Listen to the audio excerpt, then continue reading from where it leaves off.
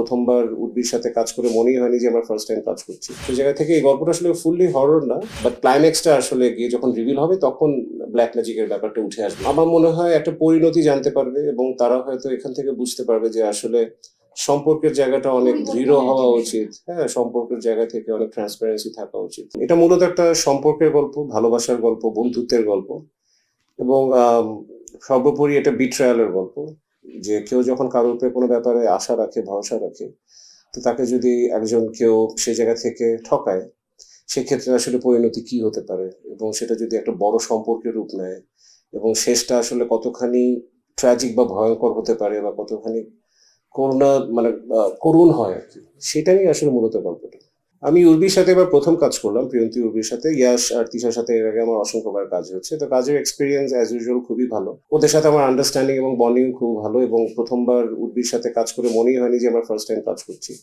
She is a very serious actress এবং আমার মনে হয় ও সামনে আরো অনেক ভালো করবে। ব্ল্যাক ম্যাজিক ব্যাপারটা আসলে এখানে খুব প্রাসঙ্গিকভাবে এসছে গল্পের মূল বিষয়বস্তুর জায়গা থেকে দেখলে জিনিসটা খুব প্রাসঙ্গিক।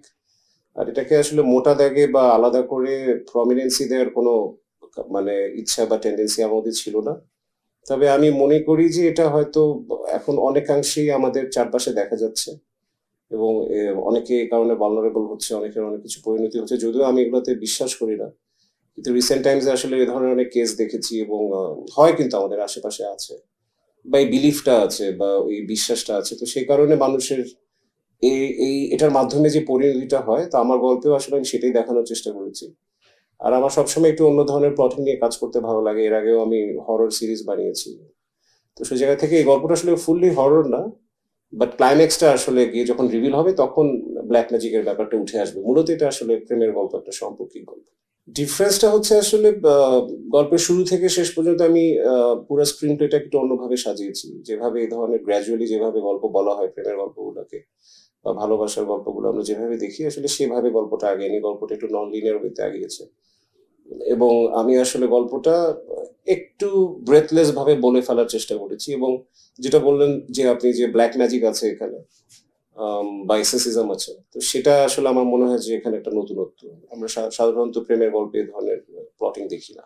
মেসেজ বলতে আসলে মেসেজ তো কাজের মাধ্যমে দেওয়াই যায়, কিন্তু মানুষ আসলে আমার মনে হয় একটা পরিণতি জানতে পারবে এবং তারা হয়তো এখান থেকে বুঝতে পারবে যে আসলে সম্পর্কের জায়গাটা অনেক দৃঢ় হওয়া উচিত। হ্যাঁ, সম্পর্কের জায়গা থেকে অনেক ট্রান্সপারেন্সি থাকা উচিত এবং আমরা যে অনেকের সাথে বিট্রে করি এবং তাকে ঠকানোর চেষ্টা করি, সেই জিনিসগুলো যেন না হয়। কারণ আমি আসলে গল্পের মাধ্যমে ওটাই দেখানোর চেষ্টা করেছি, যেভাবে বন্ধুত্ব নষ্ট হয়ে যেতে পারে, বন্ধুর প্রতি বন্ধুর আশা ভরসা বা বিলিফ বা রিলায়েন্সের জায়গাটা নষ্ট হয়ে যেতে পারে, সেটা যেন না হয়। আসলে এটা আসলে আমি হয়তো আমার জন্য করছি, আমি হয়তো আমার একটু সেলফিশ হয়ে গিয়ে চিন্তা করছি, বাট এই কারণে তো আসলে আরেকজনের ক্ষতি হচ্ছে, আমারই বন্ধুর ক্ষতি হচ্ছে বা আমার রিলেটিভ কারোর ক্ষতি হচ্ছে, সেটা যেন না হয়।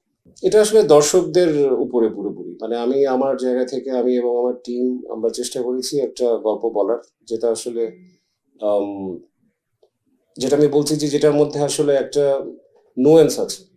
এটা আসলে মূলত ভালোবাসার গল্প, যেটার পরিণতিটা করুন।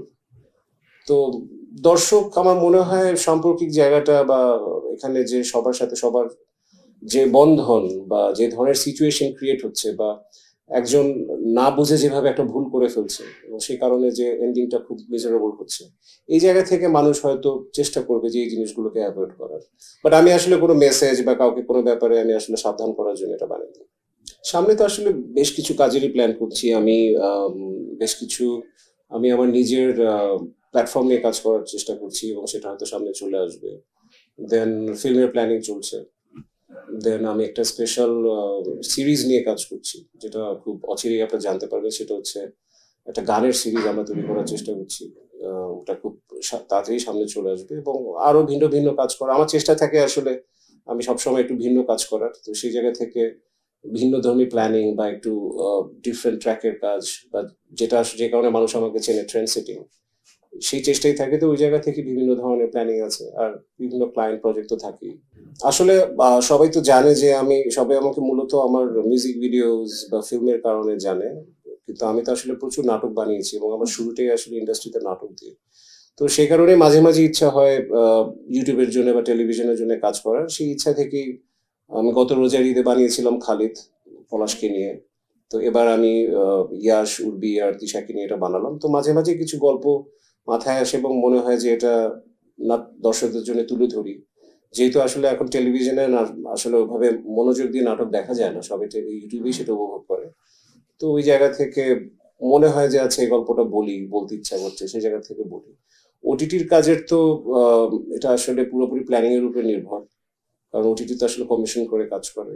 তো আমি আসলে আমার মতো করে গল্প বলতে চাই এবং সেটা আসলে যেভাবে বলতে পারি, সেটা গানের মাধ্যমে হোক বা নাটকের মাধ্যমে হোক বা সিরিজের মাধ্যমে হোক, ফিল্মের মাধ্যমে হোক, আমি যেভাবে ফিল করি আমি আসলে ওইভাবেই কাজ করি। মানে আমার চেষ্টাটা থাকে দর্শক আম, যেটা দেখতে চায় সেটা তো অবশ্যই তারা দেখতে চাইবে, কিন্তু দর্শক যেটা জানে না যে তারা দেখতে পারে বা যেটা তারা এই মুহূর্তে চিন্তা করছে না যে তারা দেখতে পারে, সেটা দেখানো।